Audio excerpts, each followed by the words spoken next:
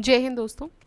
So we have covered the two chapters of modern India. Today we are going to cover the third chapter, that is the regional states Punjab and Mysore. And with this we'll be completing with the regional states जो उस time पे जो conflict में थे Britishers के साथ आए. So we'll start with the first question. The kingdom of Ranjit Singh included. ठीक है, अभी हम पंजाब और मैसूर पढ़ रहे हैं, तो पंजाब का पूरा रीजन आ जाएगा जितने भी वहाँ के रूलर्स रहे, और मैसूर का रीजन आ जाएगा इसमें. तो ये पूछ रहे हैं, तो फर्स्ट क्वेश्चन में ये पूछ रहे हैं the kingdom of Ranjit Singh included Delhi, Kabul, Makran, Srinagar. तो भाई श्रीनगर इसमें इंक्लूडेड था, दिल्ली, काबुल, मकरान इसमें इंक्लूडेड नहीं थे. रंजीत सिंह के बारे में देख लेते हैं. He was born on 13 November 1780 in the home of Maha Singh. तो इनके पिताजी का नाम था महासिंह, जो कि सुकर चाकिया मिस्ल के चीफ थे. ठीक है, इसमें भी 12 मिसलें थी. जो सिख लोग थे उनमें 12 मिसलें थी बेसिकली. तो ही वॉज फ्रॉम सुकर चाकिया मिस्ल, और इनके जो फादर थे महासिंह वो चीफ थे सुकर चाकिया मिस्ल के. 25 अप्रैल 1809 की बात है. अमृतसर ट्रीटी होती है किसके बीच में? महाराजा रंजीत सिंह और ब्रिटिशर्स के बीच में. 25 अप्रैल 1809, मतलब जो ट्रीटी ऑफ अमृतसर है वो उसकी डेट क्या है? उसकी डेट है 25 अप्रैल 1809. किसके बीच में हो रही है? वो हो रही है राजा रंजीत सिंह और ब्रिटिशर्स के बीच में. टर्म्स क्या थे इसके? The terms of treaty prevented Singh from any further territorial expansion south of the Sutlej. तो इसमें पहला टर्म ये था कि भाई रंजीत सिंह जो हैं अब से सतलज के दक्षिण में, सतलज के साउथ में कोई भी एनेक्सेशन नहीं करेंगे. ठीक है. But on the other hand, as Cunningham said, Ranjit Singh occupied authority to spread kingdom in the west. लेकिन वेस्ट में, अपने पश्चिम में जो है वो अपनी अथॉरिटी को स्प्रेड कर सकते हैं, लेकिन सतलज की बाउंड्री के नीचे वो नहीं जाएंगे. उन्होंने मुल्तान को एनेक्स किया, कश्मीर को एनेक्स किया. इसी एनेक्सेशन प्रोसेस जो वेस्ट तक हुई, तो उसमें उन्होंने मुल्तान, कश्मीर, पेशावर, इन सबको एनेक्स किया. So from the given options, जो श्रीनगर है वो कश्मीर रीजन में आता है, and it was under the territory of Ranjit Singh. ठीक है. So this treaty was signed in 1809. Next question. To which misl did Ranjit Singh belong? देख लिया हमने, सुकर चाकिया मिसल के चीफ थे उनके father, so he belong to Sukerchakia Misl. Capital of the kingdom of Ranjit Singh was. इनकी किंगडम की कैपिटल क्या थी? तो इनकी कैपिटल थी लाहौर. जमन शाह इन्वेडेड पंजाब इन 1798. तो जमन शाह ने पंजाब को इन्वेड किया. कब इन्वेड किया? 1798 में. While returning his cannons had fallen in Chenab river. ठीक है. तो जब वो वापस आ रहे थे तो उनकी जो कैनन्स थी वो चिनाब रिवर में गिर गई. Ranjit Singh return them safely to Lahore. तो रंजीत सिंह ने उसको वापस लाहौर में सेफली पहुंचा दिया. Hence Zaman Shah permitted him to occupy Lahore. तो ये पूरा जो वाक़या हुआ, जमन शाह जब वापस आ रहे थे तो उनकी जो कैनन्स थे वो सारे गिर गए चिनाब नदी में. रंजीत सिंह उन्होंने ये सारी कैनन्स सेफली लाहौर पहुंचा दी. इसी वजह से जमन शाह ने खुश होकर he permitted him to occupy the Lahore. 1799 में उन्होंने लाहौर को सीज़ किया और डिक्लेयर किया उसको अपनी कैपिटल. फिर उन्होंने अमृतसर को कैप्चर किया फ्रॉम भंगी मिसल. दिस इज़ ऑल्सो मिसल, जैसे वो सुकर चाकिया मिसल के थे वैसे एक और मिसल थी जहाँ वो भी सिख लोगों की थी. तो दैट वाज फ्रॉम भंगी मिसल इन 1805. ठीक है, अमृतसर उन्होंने कैप्चर किया. उसके बाद उन्होंने इस्टेब्लिश कर दिया लाहौर को पॉलिटिकल कैपिटल ऑफ पंजाब और अमृतसर को रिलीजियस कैपिटल ऑफ पंजाब. ठीक है, क्योंकि अमृतसर में जो गुरुद्वारा बना हुआ है उसकी वजह से उन्होंने उसको रिलीजियस कैपिटल ऑफ पंजाब भी बनाया.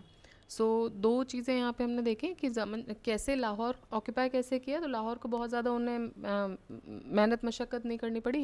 His good deeds led him to occupy this. तो जमन शाह की उन्होंने कैनन्स वापस किए. जमन शाह ने उनको बोला कि आप एनेक्स कर सकते हो. द नेक्स्ट ईयर ही shifted his capital to Lahore और वो उनकी पॉलिटिकल कैपिटल बनी. फिर उन्होंने 1805 में उन्होंने भंगी मिसल से अमृतसर को भी कैप्चर किया, एनेक्स किया. और उसके बाद उन्होंने अमृतसर को अपनी रिलीजियस कैपिटल बनाया और लाहौर को political capital. At which place did Ranjit Singh set up the अदालत आला. अदालत आला उन्होंने कहाँ बनाया था? तो अदालत आला भी उन्होंने अपनी पॉलिटिकल कैपिटल लाहौर में ही बनाया था. Where which heard appeals from district and provincial courts. तो डिस्ट्रिक्ट और प्रोविंशियल कोर्ट्स से जो भी अपील आती थी वो उस टाइम पे अदालत आला में आती थी. मतलब एक तरीके का हाई कोर्ट या सुप्रीम कोर्ट मान लीजिए उसको, कि हायरार्की में ऊपर था वो. किससे? डिस्ट्रिक्ट और प्रोविंशियल कोर्ट. तो वहाँ से जो भी अपील होगी, अगर वहाँ पे कोई निर्णय पसंद नहीं आ रहा है तो उसकी जो भी अपील होगी वो आएगी अदालत आला में, जो इन्होंने शिफ्ट किया था लाहौर में। तो ये भी याद रखिएगा, अदालत आला किसने बनवाई थी? ये रंजीत सिंह ने सेटअप की थी। Ranjit Singh got famous Kohinoor diamond from. अब कोहिनूर डायमंड कब से घूम रहा है समझे आपको? पहले उसको गिफ्ट किया गया था मुगल्स को, फिर मुगल्स ने उसको अपने तख्त में लगाया, तख्त ताउस पे लगा रहा वो पिकॉक थ्रोन में। शाहजहाँ के टाइम पे वो लग गया था। उसके बाद नादिर शाह का इन्वेजन हुआ 1739 में, वहाँ से वो तख्त ताउस लेके चला गया, और नादिर शाह से फिर वो वापस आ रहा है इधर रंजीत सिंह के पास। तो रंजीत सिंह को ये गिफ्ट किया था शाह शुजा ने, ठीक है। पंजाब जो था वो पार्ट था अहमद शाह अब्दाली की टेरिटरी का, लेकिन 1773 में उसकी डेथ के बाद ज़्यादातर जो एरिया था उसके एम्पायर का वो सिख मिसल ने ऑक्यूपाई कर लिया, leaving Multan Kashmir and some smaller region. तो बाकी जो पंजाब था वो तो सिख मिसल के पास आ गया, मुल्तान कश्मीर वगैरह नहीं था, जो बाद में हमने देखा रंजीत सिंह ने ऑक्यूपाई कर लिए थे। तो रंजीत सिंह को अपॉर्चुनिटी मिली कि वो कंसोलिडेट करें अपने एम्पायर को, because Afghans were engaged in internal fights. तो अफगान्स आपस में ही लड़ रहे थे उस टाइम पे, so he try to occupy extend his territory. 1800 में, सन 1800 इन 1800 शाह शुजा जो कि ग्रैंड सन था अहमद शाह अब्दाली का, वो काबुल के थ्रोन पे बैठता है। लेकिन शाह मोहम्मद जो उसका भाई था, अलॉन्ग विद पावरफुल बैरकजी चीफ्टेन फ़तेह खान, तो उसके साथ एक जो शाह शुजा था वो तो गद्दी पे बैठा हुआ था, लेकिन उसका जो भाई था उसको मदद मिली वहाँ के जो चीफ्टेन थे फ़तेह खान और दोस्त मोहम्मद की, ठीक है। So Shah Mohammad along with him dethroned him, उन्होंने उनको अपनी गद्दी से हटा दिया शाह शुजा को, और ऑक्यूपाई कर लिया कश्मीर और पेशावर को। किसने? अहमद शाह अब्दाली के दो पोते थे, शाह शुजा और शाह मोहम्मद। शाह शुजा गद्दी पे बैठा, शाह शुजा को गद्दी से हटाने में कुछ लोगों ने मदद की इसके भाई की, शाह मोहम्मद की, और उसको गद्दी से हटा दिया गया और कश्मीर और पेशावर को ऑक्यूपाई कर लिया। इस ओकेजन पे शाह शुजा ने रंजीत सिंह को बोला कि भाई now we need your help, ठीक है, बिकॉज रंजीत सिंह ने उस टाइम पे अफगान्स की इंटरनल फाइट्स की वजह से बहुत सारी ऑक्यूपेशंस अपनी बढ़ा ली थी। So Shah Shuja asked for help from Ranjit Singh and in return he presented him the Kohinoor, ठीक है। Who among the following has said, God intended me to look upon all religions with one eye, that is why he took away the light from the other? तो देखिए, अगर आपको पता है history थोड़ी सी भी, तो रंजीत सिंह जो थे वो उनकी एक ही आँख थी, ठीक है, दूसरी आँख से वो नहीं देख सकते थे। तो इस वजह से उन्होंने एक बार ये स्टेटमेंट दी थी कि ईश्वर चाहता है कि मैं सारे रिलीजन्स को एक ही नज़र से देखूं, इसीलिए उन्होंने मुझसे दूसरी जो आँख है मेरी वो ले ली है, ठीक। तो ये भी शो करता है कि उनका सेकुलर कैरेक्टर भी ये शो कर रहा है स्टेटमेंट। तो अब statement was made by Ranjit Singh. He was born on 13 November 1780 at Gujranwala. जब वो 12 साल के थे उनके फादर महा सिंह की मृत्यु हो जाती है। A council of regency govern administration from 1792 to 97। तो फिर उसके बाद उनकी मौत के बाद देखिए 1780 में इनकी जन्म हुआ, 12 साल बाद, ये 12 साल के थे जब इनके पिताजी की मौत होती है। तो फिर एक रीजेंसी काउंसिल बनाई गई जो गवर्न करती थी उनके जो टेरिटरी थी उसको 1792 से 1797 तक। तो इस रीजेंसी में उनकी माँ थी, हिज मदर इन लॉ, शादी भी तब जल्दी हो जाती थी, दीवान लखपत राय, ये 3 लोग उस रीजेंसी में थे। फिर 1797 में इन्होंने डायरेक्ट पावर ले ली, ये डायरेक्टली गद्दी पे बैठते हैं, राजा बनते हैं, बिकॉज इनके बिहाफ पर हो रहा है। सन तो यही थे, सो थ्रोन पे नाम इन्हीं का था, लेकिन हमने देखा है कि जब भी माइनर सन गद्दी पे बैठता है बिकॉज ऑफ एनी रीज़न, तो एक या तो उनकी मदर या कोई भी उसको चलाता है कुछ समय तक। तो यही चीज़ इनके साथ थी। तो उनकी माँ, उनकी मदर इन लॉ और दीवान लखपत राय ये रीजेंसी को गवर्न करते थे। और 1797 में इन्होंने डायरेक्ट पावर एज्यूम किया। फिर इन्होंने 1799 में लाहौर को एनेक्स किया, 1805 में अमृतसर को किया, फरीदकोट को किया, मलेर, कोटला, अम्बाला, ये सब इन्होंने किया। और 1809 में फिर ट्रीटी ऑफ अमृतसर भी होती है। उसके बाद भी इनके एनेक्सेशन जारी रहे, लेकिन on the terms of the treaty. Next, the successor of Maharaja Ranjit Singh was, तो इनके जो सक्सेसर थे वो थे खड़क सिंह। खड़क Singh ascended the throne after the death of Ranjit Singh in 1839. He was addicted of opium. तो भाई खड़क सिंह जो हैं, जो उनके बारे में बचपन से सुनते आते हो कि खड़क सिंह के खड़कने से खड़कती हैं खिड़कियाँ, तो ये ओपियम वाले ही थे, इसकी वजह से खिड़कियाँ खड़कती थी या उनके डर से खड़कती थी पता नहीं।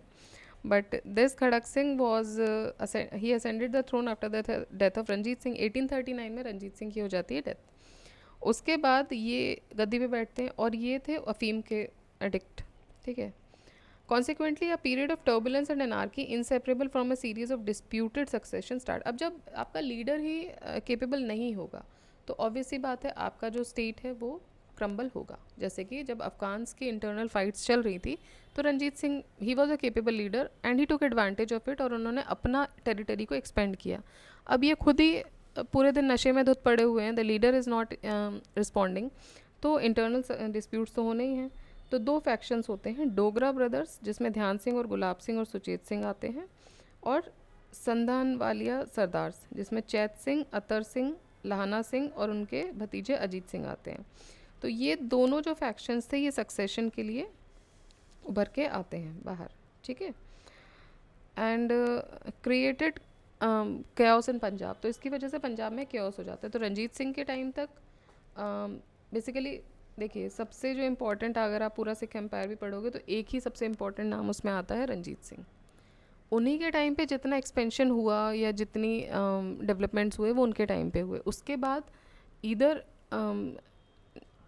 जो थ्रोन उससे पहले भी नहीं था और उसके बाद भी जो थ्रोन्स थे उनमें सक्सेशन की लड़ाइयाँ होने लगी क्योंकि केपेबल लीडर्स नहीं थे। आप देखेंगे कि जो उनका लास्ट जो रूलर रहा है of the Sikh dynasty, Duleep Singh, उनका अलग ही एक रूटीन चला था। So they became the pensioners also, उनको कोई ऐसा अपना स्टेट को एम्पायर को बड़ा करने का भी कोई इच्छा नहीं थी।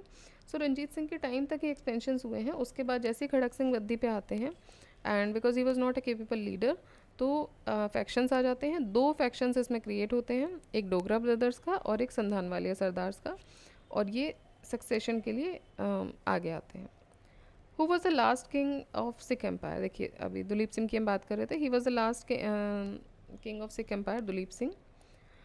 महाराजा Duleep Singh was the last king of the Sikh empire. इन्होंने अपना पीरियड रन किया है 1843 से 49 तक। तो देखिए 39 में डेथ होती है रंजीत सिंह की, 39 से मे बी 43 तक खड़क सिंह रहे होंगे जैसे तैसे, एंड उसके बाद दुलीप सिंह राजा बनते हैं और ये लास्ट रूलर थे सिख एम्पायर के। इसके बाद सिख एम्पायर ख़त्म हो जाता है।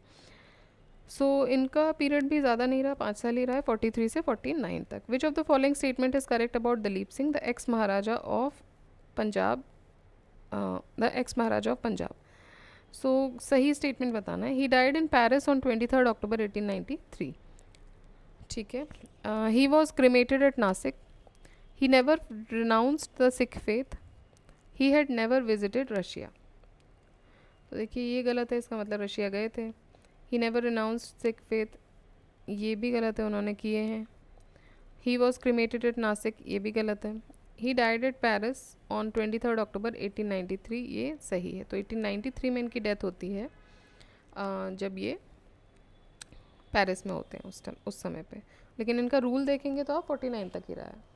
So former king of Punjab Maharaja Dalip Singh, इनकी मृत्यु होती है 1893 में 23 अक्टूबर को। Remaining all statements are false. He accepted Christianity, ये रशिया भी गए थे और इनको लंदन में इनका क्रिमेशन हुआ था। उनकी मौत पेरिस में हुई थी, क्रिमेशन लंदन में हुआ था। सिख थे, क्रिश्चियनिटी अपना ली थी। ही मतलब इनकी जो 5 साल का जो रेन था उसमें इन्होंने बहुत कुछ किया है।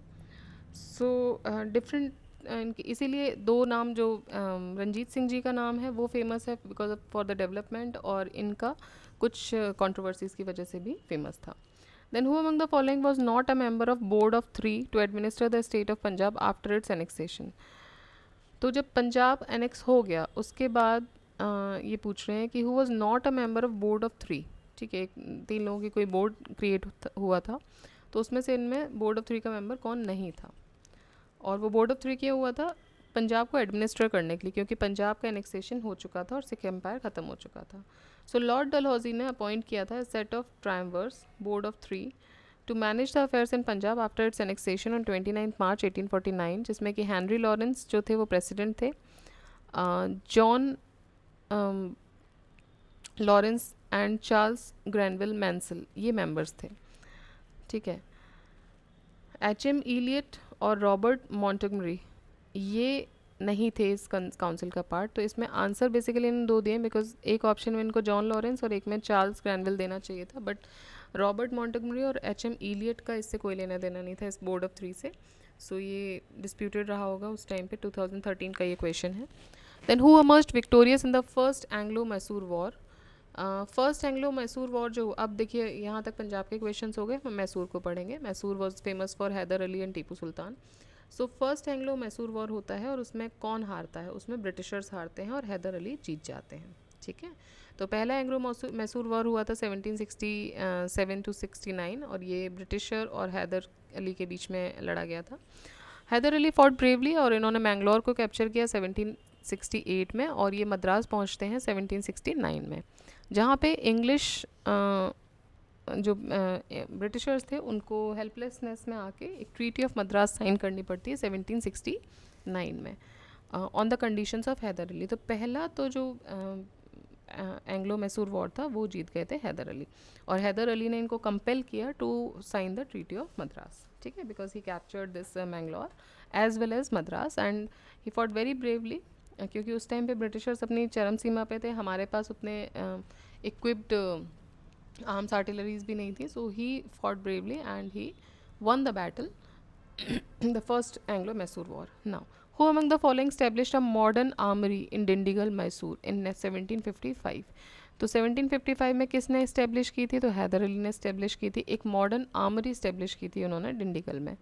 1742 में मैसूर आर्मी जो था it was under the Venkat Raya's leadership. ठीक है, तो 1742 की बात है. मैसूर आर्मी जो थी अंडर वेंकट राय लीडरशिप, इन्होंने डिंडीगल को कॉन्कर किया. उसके बाद 1755 में Mysore king sent Hyder Ali to Dindigul. तो 1700, ये जो हैदर अली थे ये एक जनरल थे एक तरीके के, he was serving under this Mysore king. तो इन्होंने हैदर अली को भेजा डिंडीगुल में कि इस सिचुएशन को हैंडल करो. हैदर अली ने डिंडीगुल को ऑक्यूपाई किया और कन्वर्ट कर दिया इसको, convert this fort into sepoy post, और इस डिंडीगुल फोर्ट को उन्होंने सिपॉय पोस्ट में कन्वर्ट कर दिया. बाद में मैसूर अली ने गद्दी भी छीन ली और ये रूलर बन जाते हैं मैसूर के. 1777 में हैदर अली ने परशाना मीर साहिब को डिंडीगल का गवर्नर नियुक्त किया. ठीक है, तो यहाँ पर इन्होंने एक मॉडर्न आर्मरी खोली. किसने? हैदर अली ने खोली, क्योंकि 1755 में जो मैसूर के राजा थे उन्होंने हैदर अली को भेजा टू ऑक्यूपाई और to resolve the situation in the Dindigul. इन्होंने डिंडीगुल में सिचुएशन भी रिजॉल्व की, वहाँ के फोर्ट को एक सिपॉय पोस्ट भी बना दिया, वहाँ पे एक और मॉडर्न आर्मरी भी डेवलप की, और बाद में धीरे धीरे कॉन्सिक्वेंटली उनके एम्बिशंस बहुत ज़्यादा थे and he occupied the whole Mysore and he became the king of Mysore as well. और उन्होंने उसके बाद परशाना मीर साहिब को डिंडीगल का गवर्नर भी नियुक्त किया. Next, British governor who defeated और beat Hyder Ali in war of Porto Novo. तो पोर्टोनोवो के वॉर में हैदर अली को डिफीट करने वाले ब्रिटिश जनरल का क्या नाम है? उनका नाम है सर आयरकूट.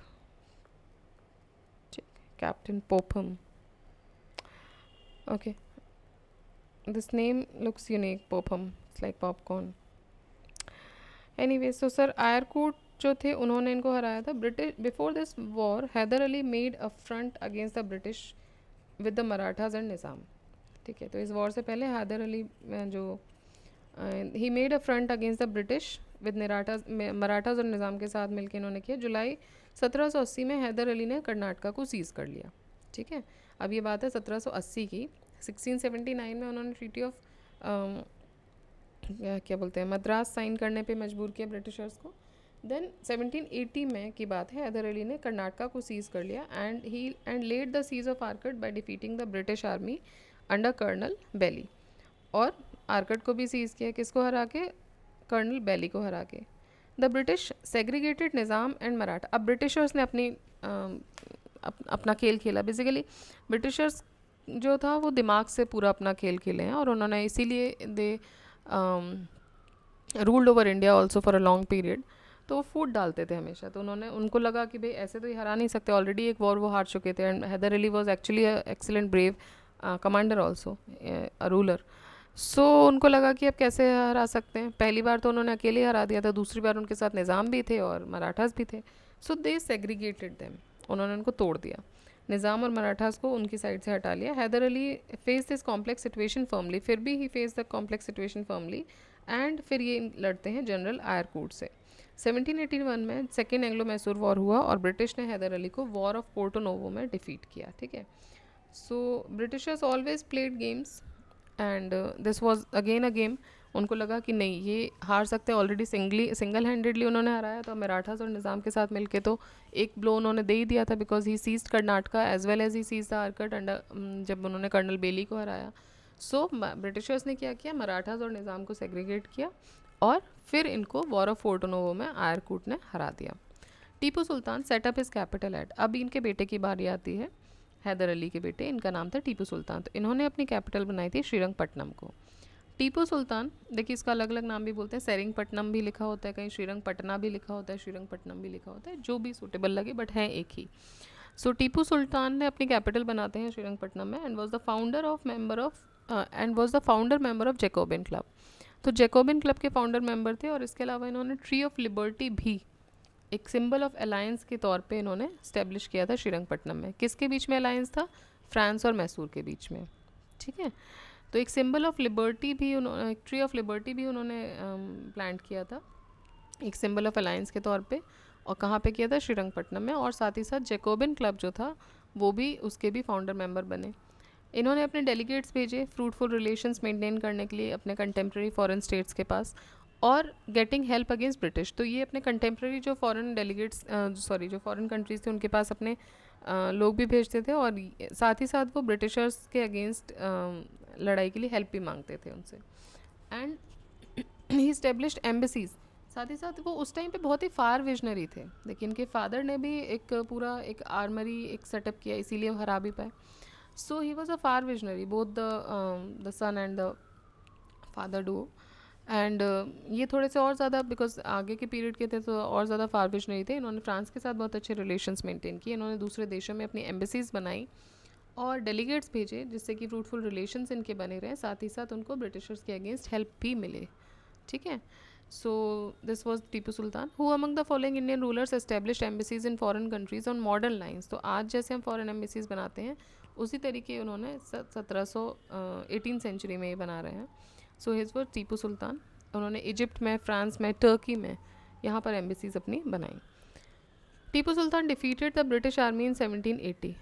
1780 में उन्होंने ब्रिटिश आर्मी को पोलीलूर में डिफीट किया। सो आर्कट का सीज हो चुका था 1780 में हैदर अली इनके फादर के द्वारा। उसके बाद ब्रिटिश आर्मी जो कि कर्नल विलियम बेली के द्वारा लीड की जा रही थी, उनको पोलीलूर में भी हरा दिया गया। तो कर्नल बेली एक पहली बार हार चुके थे पिताजी से, दूसरी बार हारते हैं बेटे से पोलीलूर में। हैदर अली को पोर्टनोवो में हरा दिया गया था, एंड सेलिंगपुर बिटवीन 1781 टू सितंबर 1781, ठीक है। सो पोलीलूर में जो कर्नल बेली थे उनको टीपू सुल्तान ने 1780 में हराया था। Englishman made the treaty of Seringapatam with. तो ट्रीटी ऑफ सेरिंगपट्टनम अब जो होगी वो हुई अब टीपू सुल्तान के साथ। पहली जो ट्रीटी ऑफ मद्रास हुई थी वो हुई थी हैदर अली के साथ। अब टीपू सुल्तान भी फ्रेम में आ गए थे। सो दिस ट्रीटी ऑफ सेरिंगपट्टनम जो हुई थी वो टीपू सुल्तान के साथ हुई थी, and this was the third Anglo Mysore war. तो ये ट्रीटी ऑफ सेरिंगपट्टनम के साथ ख़त्म होता है। थर्ड एंग्लो मैसूर, देखिए फर्स्ट एंग्लो मैसूर वॉर 1767 से 69 तक रहा है। फिर दूसरा वाला 1780 से अराउंड 1784 तक चला था, पूरा पीरियड एक बार चेक करेंगे। थर्ड फिर चला है आपका 1790 में, फिर से होता है, कंटिन्यूस हो रहे हैं, ठीक है, 4 होंगे। तो थर्ड एंग्लो मैसूर वॉर होता है 1790 में, और 92 2 साल तक ये चलता है। और इसमें जो ये ख़त्म होगा वो होगा सेरिंगपट्टनम ट्रीटी के साथ 1792 में। इसमें it was sign by Tipu Sultan and Cornwallis. तो इस ट्रीटी के हिसाब से जो आधी जो टेरिटरीज थी टीपू की वो उनसे छीन ली गई थी, एंड उसको डिवाइड कर दिया गया था मराठा, ब्रिटिश और निज़ाम में, क्योंकि इनको मराठास और निज़ाम को भी खुश करना था। पहले जब हैदर अली जब इनके साथ लड़ रहे थे मराठास और निज़ाम के साथ, तो इन्होंने उसमें फूट डाल दी, और अब उनको खुश करने के लिए क्या करेंगे, तो इन्होंने जो थर्ड जो ट्रीटी होती है, ट्रीटी ऑफ सेरिंगपट्टनम, उस टाइम तक जितनी भी टेरिटरीज टोटल हो चुकी थी मैसूर की, उसको आधा कर दिया गया, और उन आधी टेरिटरीज़ को इन्होंने मराठास, निज़ाम और खुद में बांट लिया, ठीक है।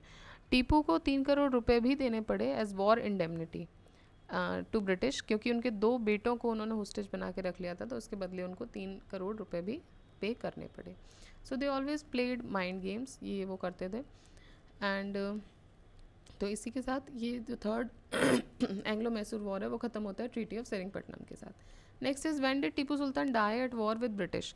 अब टीपू सुल्तान की मृत्यु कब होती है, तो देखिए फोर्थ एंग्लो मैसूर वॉर होता है 1799 में, और तभी उसी समय टीपू सुल्तान की मृत्यु हो जाती है while in the war.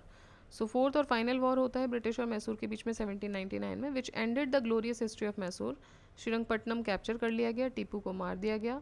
Wellesley और स्टुअर्ट जो थे दे ये लीड कर रहे थे ब्रिटिश आर्मी को, तो उस टाइम पे जो थे वेलेस्ली और Stuart, they were leading the British army. And Wellesley was raised to the title of marquis for the victory of Mysore. तो मैसूर विक्ट्री के लिए वेलेस्ली को जो टाइटल दिया गया वो मार्किस का दिया गया।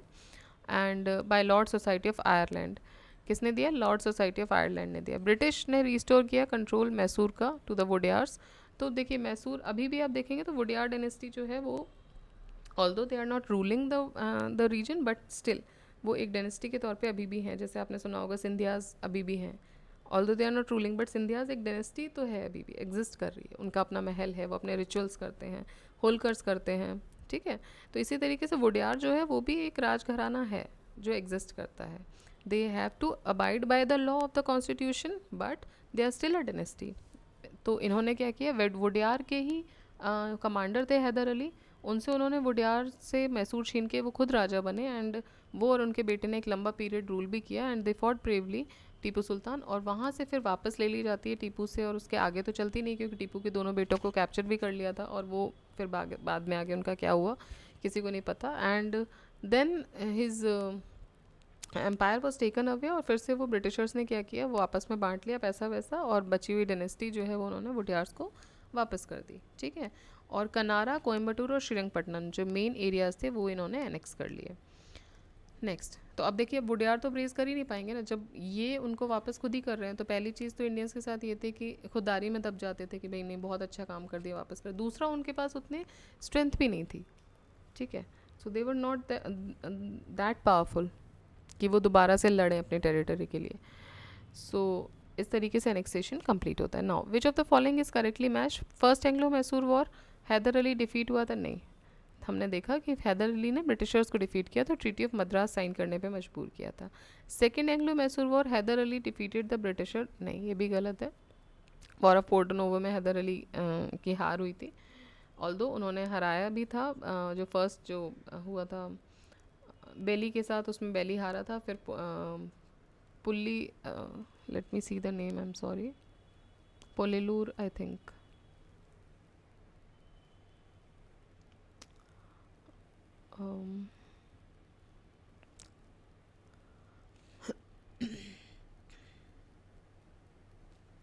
आई think it was Pollilur, I am not getting it. सो वहाँ पे इनको टीपू सुल्तान ने भी इनको, हाँ this is Pollilur. So Tipu Sultan ने भी विलियम बेली को हराया था। बाद में फिर हैदर अली जो थे he was defeated in war of Porto Novo. And इस फिर 17 जो थर्ड एंग्लो मैसूर वॉर हुआ, let's see. Third Anglo Mysore war, Tipu Sultan won the battle and did not cede. नहीं, थर्ड एंग्लो मैसूर वॉर में ट्रीटी ऑफ सेरिंगपट्टनम साइन करनी पड़ती है और टीपू सुल्तान की आधी टेरिटरीज ले ली जाती हैं। साथ ही साथ उनको 3 करोड़ रुपए इंडेमनिटी की भी देनी पड़ती है क्योंकि उनके 2 बेटों को इन्होंने सीज कर लिया था। And fourth Anglo Mysore war, Tipu was defeated and was killed in the thick of battle. This is true. 1799 में टीपू सुल्तान की मृत्यु होती है इन the battle field and Britishers came winning over, ठीक है। तो फर्स्ट एंग्लो मैसूर वॉर हुआ 1767 से 69 तक, और ट्रीटी ऑफ मद्रास होती है 4 अप्रैल 1769 को। ब्रिटिश गवर्नर जो इस टाइम पे था वो था वेल्स था during this war. Second Anglo Mysore war होता है 1780 से 84 तक, और ये ट्रीटी ऑफ मंगलौर के साथ ख़त्म होता है। वॉरेन हेस्टिंग्स जो था वो ब्रिटिश गवर्नर जनरल था इस टाइम पे। फिर थर्ड एंग्लो मैसूर वॉर 1790-92 में होता है under the commands of Cornwallis, और ये इसमें ट्रीटी ऑफ सेरिंगपट्टनम साइन होती है। Tipu requested support from Turkey, कुस्तुनतिया एंड फ्रांस, बट उसके एफर्ट जो है वो वर्थलेस चले जाते हैं। ऑल्दो ही उसने एम्बेसीज मेंटेन की थी, आर्टिलरीज मेंटेन किए थे, अपने रिश्ते अच्छे बनाए थे, बट लास्ट टाइम पे इन लोगों ने उतनी हेल्प नहीं की। Then fourth Anglo Mysore war जो हुआ वो 1799 में हुआ। जनरल वेलेस्ली इसमें था ब्रिटिशर्स की साइड से। On May 4th, 1799, British annexed Srirangpatnam fort and Tipu got martyrdom in the battle.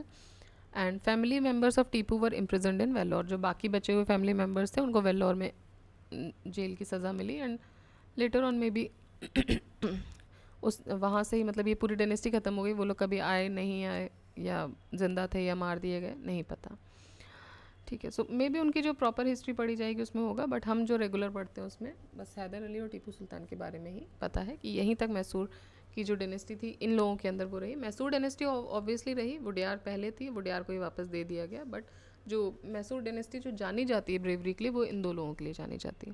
Then which of the following is not correctly match? First battle of Karnataka 46 से 48 में हुआ नहीं, इट हैपेंड फ्रॉम 49 टू 1754।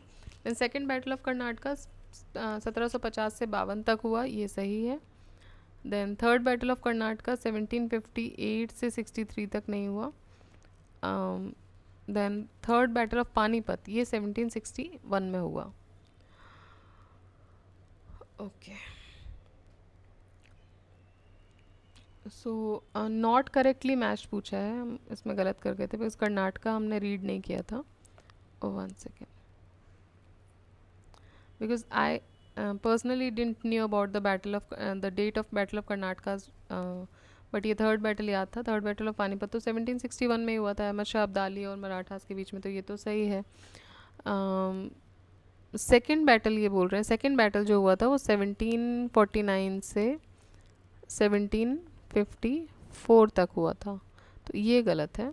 बाकी first battle 46 से 48 हुआ था, सही सही है ये। I said it is wrong, no it is not wrong, it is correct.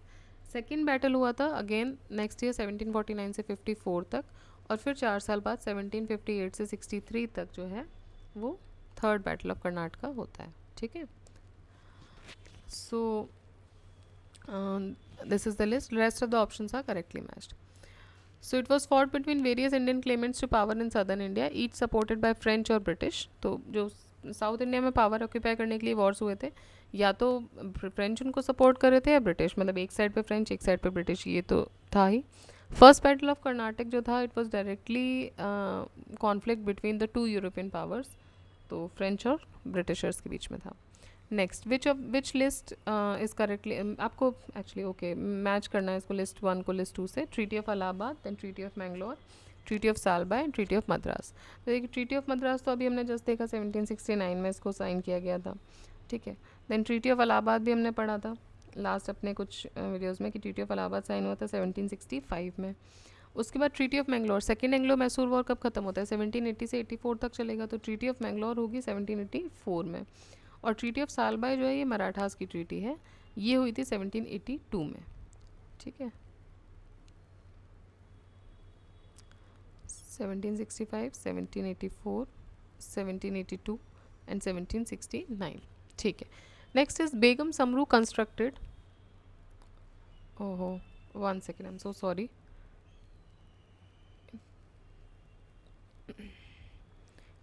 Technical चीज़ों पे बस नहीं होता है, and I am also I think not that technically pro technique इंसान नहीं हो। So okay, we have been so far, आगे आ गए हम काफ़ी।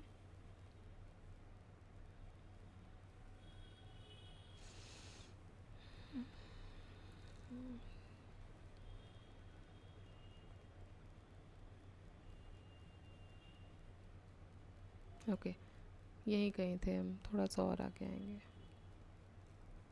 या so yes, treaty of Allahabad हो गया। Next is Begum Samru constructed the most eminent church eight.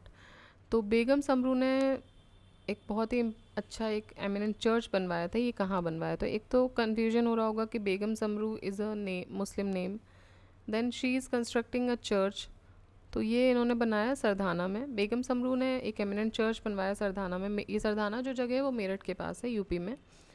European Walter Joseph Reinhardt सिल्बर्टल वॉज द हस्बैंड। तो बेगम समरू ने शादी की थी एक यूरोपियन से जिनका नाम था वॉल्टर जोसेफ रेनहार्ड सिल्बर्टल, and who offered military services to many states, और इन्होंने मिलिट्री सर्विसेज प्रोवाइड की थी बहुत सारे स्टेट्स को। बेगम समरू सरधाना की एम्प्रेस बनी अपने हस्बैंड की डेथ के बाद, और वहीं पे उन्होंने एक एमिनेंट चर्च भी बनवाया था अपने हस्बैंड को एक ट्रिब्यूट देते हुए। Which of the statements is not correct? आपको नॉट करेक्ट बताना है। Ali Mardan Khan introduce the system of revenue farming in Bengal. तो आंसर के हिसाब से यही है जो करेक्ट नहीं है। तो पहले तो हम ये देख लेते हैं कि भाई अली मर्दान खान जो थे उन्होंने इंट्रोड्यूस नहीं किया था ये। बाकी देखते हैं, महाराजा रंजीत सिंह ने मॉडर्न फाउंड्रीज बनाई थी to manufacture cannons eight Lahore, this is true. इन्होंने एक ऑर्डिनेंस बनाया था लाहौर में। Second is Sawai Jaisingh of Ambar has Euclid's had Euclid's elements of geometry translated into Sanskrit. Yes, he was very fond of this astronomy, mathematics, geometry. तो उन्होंने Euclid की जो book थी एलिमेंट्स ऑफ ज्योमेट्री उसको ट्रांसलेट किया था संस्कृत में सवाई जयसिंह ने, और इन्होंने ही जंतर मंतर भी बनवाए थे। ठीक है, please if you are listening to this video और you are reading through this video, please comment in the comment box, क्योंकि हमने पहले, अगर आप रेगुलरली सुन रहे हैं इन वीडियोज़ को, तो हमने पहले डिस्कस किया है और ये बहुत बार डिस्कस किया है कि उन्होंने कहाँ कहाँ पर जंतर मंतर बनवाया था। ठीक है, तो please write in the comment box कि विच कौन कौन से एरियाज़ में उन्होंने जंतर मंतर बनवाए थे, टोटल कितने जंतर मंतर हैं।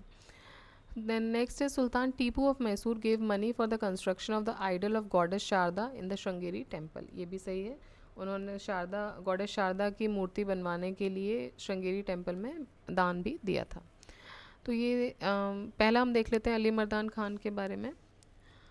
Credit for introducing the revenue farming in Bengal, ठीक है, ये जाता है मुर्शीद कुली खान को, ना कि अली मर्दान खान को।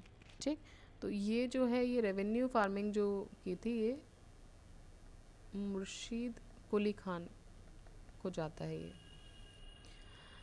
एंड बाकी सही है, रंजीत सिंह ने मॉडर्न फाउंड्रीज बनवाई थी कैनन्स के लिए। उन्होंने एक ऑर्डिनेंस भी इस्टेब्लिश किया था लाहौर में, Amritsar to manufacture, Lahore and Amritsar to manufacture the cannons. Sawai Jaisingh ने यूक्लिड की एलिमेंट्री ऑफ ज्योमेट्री को संस्कृत में ट्रांसलेट किया, एंड उन्होंने देखिए इसी में आंसर दिया हुआ है, बट इसके अलावा भी है।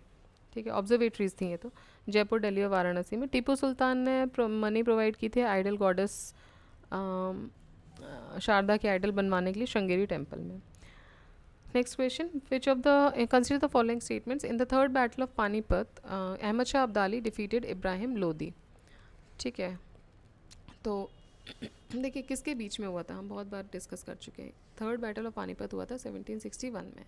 एक साइड अहमद शाह अब्दाली था, वर्सेस कौन थे, मराठा। और मराठास किसके अंतर्गत लड़ रहे थे, मतलब कौन लीडर था, सदाशिव राव। तो इब्राहिम लोदी तो था ही नहीं, बिकॉज इब्राहिम लोदी की डेथ तो बहुत पहले हो गई। पानीपत की जो फर्स्ट लड़ाई थी जो बाबर के साथ हुई थी, ठीक है, आपको याद होगा, इब्राहिम लोदी के चाचा ने बाबर को बुलाया था इब्राहिम लोदी को थ्रोन से हटाने के लिए। तो उस टाइम पे इब्राहिम लोदी से लड़ाई हो चुकी थी, तो बहुत पुरानी बात है। तो अगर आपने रेगुलरली आप ये वीडियोस भी देख रहे हैं या आपने खुद भी क्रोनोलॉजी पढ़ी है, तो ये इजीली एलिमिनेट हो जाएगा। दिस इज़ IAS क्वेश्चन, ठीक है। तो ऐसा नहीं कि बहुत टफ बनाते, वहाँ आपका प्रेजेंस ऑफ माइंड देखते हैं वो। पानीपत की लड़ाई का नाम आया तो आपको अचानक से इब्राहिम लोदी याद आ सकता है, और ये दूसरा नाम ये भी है, तो ये सब मिक्स ना हो जाए, आप याद रखिएगा कब हुई थी, ठीक। तो ये गलत हो जाएगा। Then Tipu Sultan was killed in the third Anglo Mysore war. अभी जस्ट हमने पढ़ा टीपू सुल्तान की मृत्यु होती है 1799 में, फोर्थ एंग्लो मैसूर वॉर के टाइम पे। थर्ड एंग्लो मैसूर वॉर की ख़त्म होता है ट्रीटी ऑफ मैंगलोर के साथ, ठीक है, जिसमें टीपू को अपनी आधी टेरिटरीज ब्रिटिशर्स को देनी थी, और उसके अलावा 3 करोड़ रुपए भी उन्होंने दिए थे वॉर इंडेमनिटी के तौर पे। Third is Mir Jafar entered in conspiracy with the English for defeat of Nawab Sirajuddaula in the battle of Plassey. ये भी हम डिस्कस कर चुके हैं कि बैटल ऑफ प्लासी के टाइम पे मीर जाफ़र जो था वो कॉन्स्पिरेसी उसने की थी इंग्लिश के साथ, ठीक है। तो ये भी अगर आपने पढ़ा है इसको तो you can keep it in mind. मतलब ये थोड़ी सी क्रोनोलॉजीज़ ना बना के रखा कीजिए, अपने नोट्स पे खुद बहुत ज़रूरी होते हैं। टाइम मत लीजिए उसके लिए, आप पढ़ रहे हैं, वीडियो देख रहे हैं या कुछ भी कर रहे हैं, तो आप साथ ही साथ बस एक क्रोनोलॉजी टेबलर फॉर्म में, फ्लो चार्ट्स में कुछ बना लीजिए। अरे बार बार यही इशू हो रहा है, तो ये आप बना लीजिए। ये क्रोनोलॉजी आपको एनीवेज आपको हेल्प करती है जब आप अपना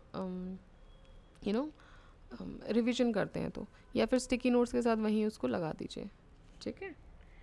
तो ठीक, आई थिंक इस डॉक्यूमेंट में कुछ इशू आ गया। एनीवेज हमारा जो ये वाला जो चैप्टर है वो भी कंप्लीट हो गया है इसी के साथ। एंड नेक्स्ट जो हम पढ़ेंगे वो हम पढ़ेंगे गवर्नर्स एंड वाइसरॉयज के बारे में। So see you in the next chapter. Till then keep revising, keep reading, ठीक है, करते रहिए, कंटिन्यूसली रिवाइज करते रहिए, and just keep reading. Take care, जय हिंद।